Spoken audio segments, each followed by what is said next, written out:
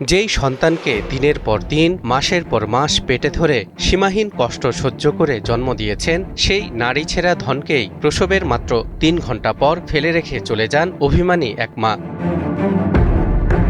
গর্ভধারণের পর স্বামীর অযত্ন আর অবহেলায় অভিমান করে হাসপাতালে সন্তান জন্ম দেওয়ার পরপরই নবজাতককে দাদির কোলে রেখে চলে যান এই প্রসূতি। সাফ জানিয়ে দেন স্বামীর ঘরে আর ফিরবেন না, এমনকি নবজাতক সন্তানকেও নিবেন না। মেয়ে কোলে নিবে না কেন বাচ্চা? মেয়ে কয় যে আমি যার ভাত খামা তার সন্তান আমি রাখবো না। ওরা আমাকে হুমকি দেয়, ওই মেয়ে ভালো চাই মন ধরলে আমাকে ধরবে, তারা মানুষকে কামড় টানবে।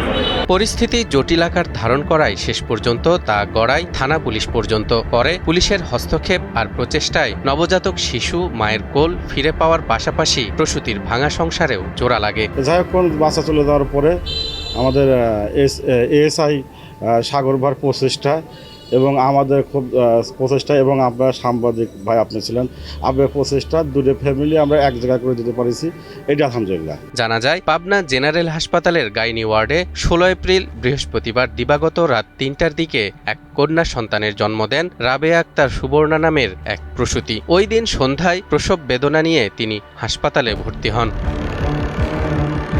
পরিবার ও হাসপাতালের লোকেরা জানায়, সন্তান প্রসবের প্রায় ৩ ঘণ্টার মাথায় শুক্রবার ভোরে রাবেয়া তার নবজাতক শিশুকন্যাকে শাশুড়ির কোলে দিয়ে জানান তিনি স্বামীর সাথে সংসার করবেন না এবং নবজাতক শিশুকেও নিবেন না। এটা জানিয়ে তিনি তার মা বাবার বাড়ির উদ্দেশ্যে চলে যান। ছেলে হচ্ছে কেন আমার বাইক নেই, মেয়ে আমার হচ্ছে কেন বাঁচে যা ছোট ভাইয়ের মেয়ে। এই দুজনের মধ্যে হচ্ছে একটা ঝামেলা ছিল। ঝামেলা হইতে হইতে মনে করেন যে 7 মাসের সময় চলে গেছে। এখন মনে করেন যে 7 মাস পরে বাচ্চার একটা ডেট হয়েছে।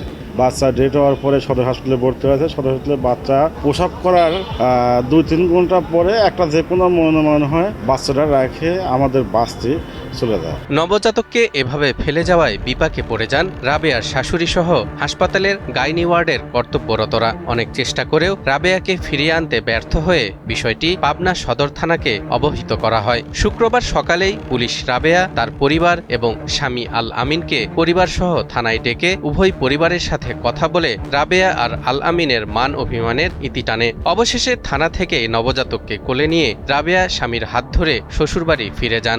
মোবাইল ডিউটি চলাকালীন সময়ে আমি খবর পাই যে আমাদের পাবনা সদর হাসপাতালে একটা নবজাতক শিশু অনুমানিক সময় রাত ৩টার সময় একটা নবজাতক শিশু জন্মগ্রহণ করে। তারপরে জন্মগ্রহণ করার পরে বাচ্চার মা, যার বাচ্চা হয় ওই মেয়ে, ওর বাবা মা বাচ্চাকে রেখে চলে যায়। পরে বিষয়টা আমাদের নলেজে আসলে আমরা যখন অবগত হই তখন এটা নিয়ে আমাদের অফিসার কাজ করে।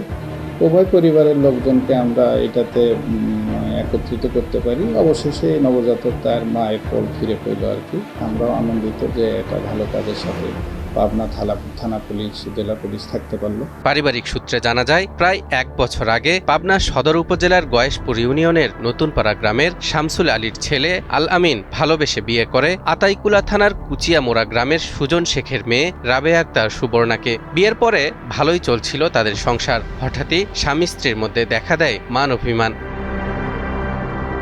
পাবনা সদর থানার ওসি আবু ফাত্তাহ মোহাম্মদ মনিরুজ্জামান মণ্ডল জানান, রাবেয়ার অভিযোগ ছিল গর্ভবতী হওয়ার পর থেকে স্বামী আল আমিন তাকে অযত্ন অবহেলা করেছে, কখনো কোনো খোঁজ খবর রাখেনি। এই অভিমান থেকেই তিনি এই সিদ্ধান্ত নেন। এখন তারা সব ভুলে এক হয়ে গেছেন আর নবজাতক সন্তান ফিরে পেয়েছে তার মা বাবাকে।